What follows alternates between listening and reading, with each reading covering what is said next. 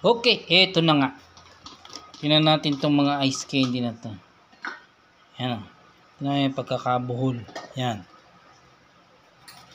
Panoorin natin kung paano ito binubuhol ni Madam sa paggawa niya ng kanyang ube ice candy.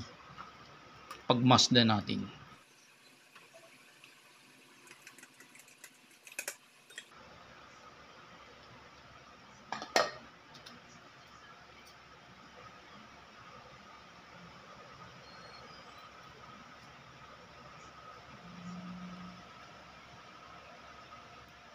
Oops, ayun no. Buhol agad oh. Yan, ganyan magbuhol ng ice candy. Madam, anong gamit nyo sa pagbuhol ng ice candy? Nakita ko kanina eh. Lagay mo nga sa palad mo para makita. I-close up natin. Yan. So, stainless na something yan. Yan, okay. See. So, yan lang guys. Stainless na something ang gamit niya. Na tinupi-tupi. Ano, para improvise lang ba yan? So, improvise lang daw. Saan galing yan, Madam? May nabibili ba yan o napupulot kung saan? Saan galing yan? Sa kusina. Ano yung particular pinanggalingan yan? Salaan. So, salaan. Oh, yung stainless na salaan. Pinutol yung stainless na salaan. Tinanggal yung parang yan yata yung handle. Tama ba, Madam? Tapos, medyo tinupi lang ng kaunti yung dulo.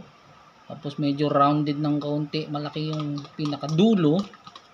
Ayun. So, ang ginagawa lang, yan. Twist. Gamit yung stainless na yan. Turn. In-insert. Hinila. Ayun na. Bah, walang ka-effort. Very tight ba? Very tight naman oh. Hindi naman siya loose oh. Intact na intact.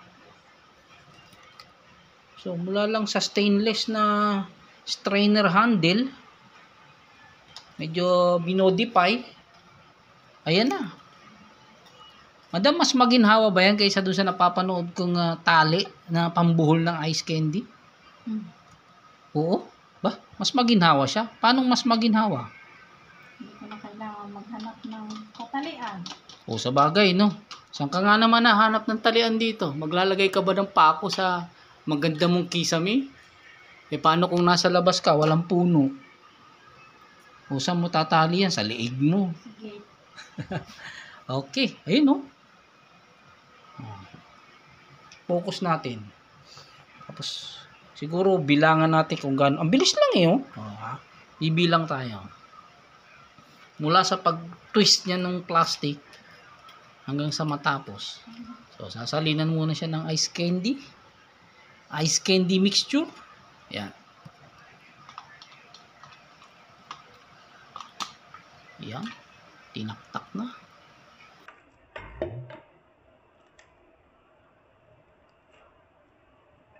Twist.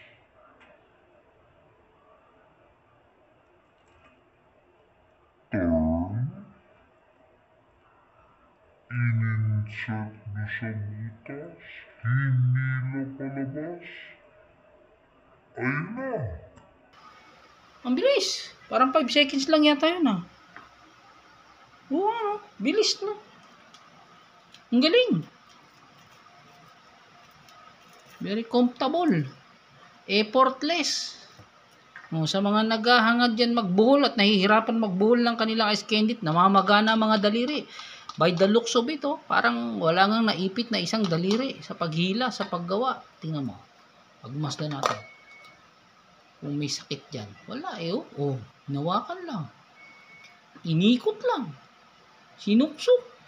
Hinila. Oo nga. Walang masakit pagkatapos. Diba? Convenient. Yan. Pag-aralan natin. At nang may maitulong tayo sa mga gustong magbuhol ng plastic at parusa yung masakit na daliri. Ito po. Pagmasdan nating mabuti. Ayan. Pwede rin yan sa yelo, madam.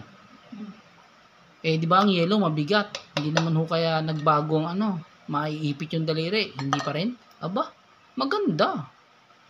Sa sako kaya? Hindi ba pwede? Anyway. Ayan, kahit yelo. Paggawa ng yelo, oh, effortless. O yan.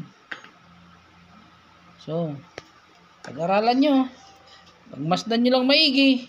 Pag-aralan nyo yung video. Basta tandaan nyo lang, twist, turn, pasok yung plastic dun sa butas na malaki-laki. Then, hatakin palabas. Voila! Buo na. Galing nang nakaisip nito.